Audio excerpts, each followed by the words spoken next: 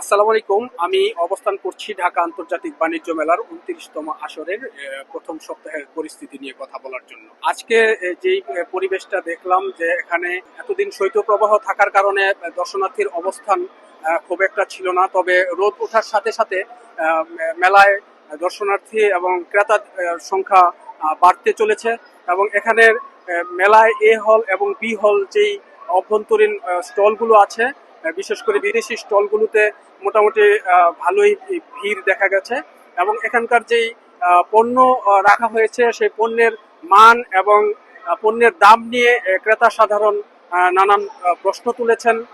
এখানকার সার্বিক চিত্র বলে দিচ্ছে যে যেহেতু মেলার প্রথম সপ্তাহ চলমান, তো এখানে এখনো তেমন জমে ওঠেনি, তবে খুব শীঘ্রই এই মেলা প্রাণবন্ত পরিবেশ ফিরে পাবে। আমার কাছে কিছু দর্শনার্থী আছেন, যাদের থেকে একটু জানতে চাইবো যে আসলে মেলার সার্বিক পরিস্থিতিটা কি দেখছেন।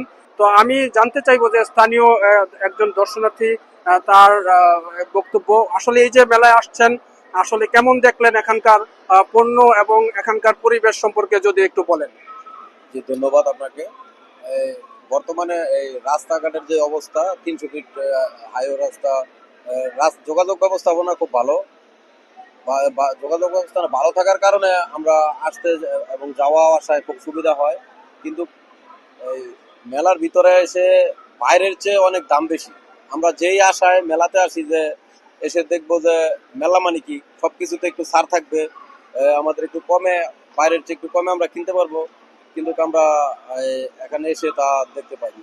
শুনছিলেন একজন দর্শনার্থী বলেছেন যে মেলার অভ্যন্তরে যেসব পণ্য রাখা হয়েছে এসবের দাম বেশি হাঁকা হচ্ছে, এটির মান নিয়েও অনেকে কথা বলেছেন। আরেকজন দর্শনার্থী উনি আমরা একটু জানতে চাইবো যে উনি আসলে মেলায় কিছু কেনাকাটাও করেছেন, কেমন দেখেছেন সেটি একটু জানতে চাইবো।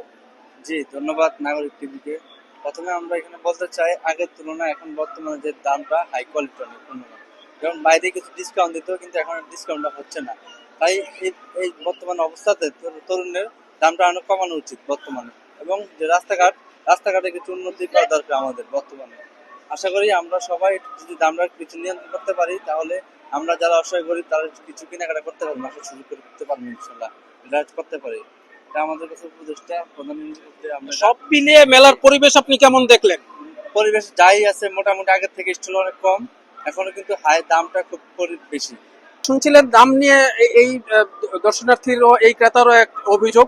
তো আমরা জানতে চাইবো স্থানীয় একজন সাংবাদিক নেতা, উনি তো আমি জানতে চাইবো যে এখানকার কেমন সাড়া পাওয়া যায় এবং এখানে যারা আসেন তারা কেমন সাড়া পান এই মেলা থেকে, কথা বলতে চাই। ধন্যবাদ নাগরিক টেলিভিশনকে। মাননীয় প্রধান উপদেষ্টা ডক্টর ইউনূস উদ্বোধনের পর আমরা যা দেখেছি এইখানে মেলায় ঘুরে, যে মেলার মধ্যে যে নিম্নমানের পণ্য এখানে বেশি দেখা যাচ্ছে, পাশাপাশি যে পণ্যগুলো রয়েছে বাইরের থেকে এই পণ্যের দাম বেশি। এদিক দিয়ে মানুষ অখুশি। কেন? বাণিজ্য মেলায় আসে মানুষ একটু দাম কম পাওয়ার জন্য, কিন্তু জিনিসপত্রের দাম যেরকম বেশি তেমনি নিম্নমানের জিনিস পাওয়া যাচ্ছে। শুনছিলেন পণ্যের দাম এবং মান নিয়ে ক্রেতা দর্শনার্থীদের এবং স্থানীয়দের বক্তব্য। এই ছিল বাণিজ্য মেলার ২৯তম আসরের প্রথম সপ্তাহের পরিস্থিতি।